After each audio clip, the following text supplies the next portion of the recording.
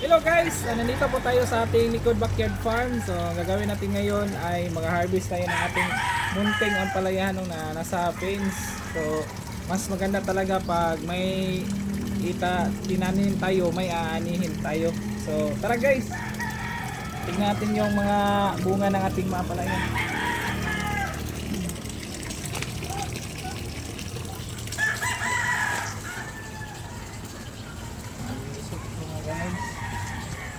So ilang harvest na tayo na gawa, no? So sa umaga may pang-ulam na tayo.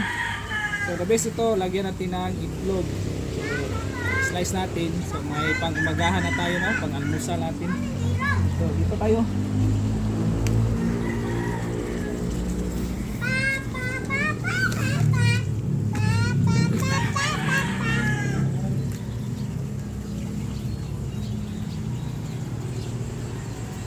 So ganyan lang guys, pag masipag tayo na magtanim or maglagay lang tayo ng mga liso o similya sa ating paligid, pag maganda lang yung lupa, tsak bubunga yan pagdating ng araw.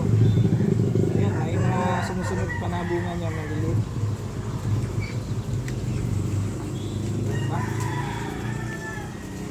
Alright, wala na yan. So, mayroon din tayong mga bunga dito sa harap ng bahay natin mga idol. So, yan.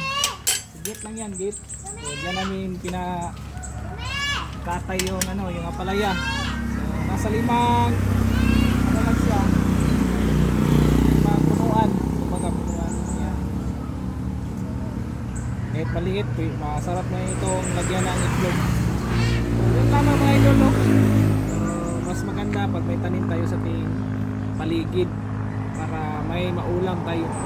Yun lang, and God bless.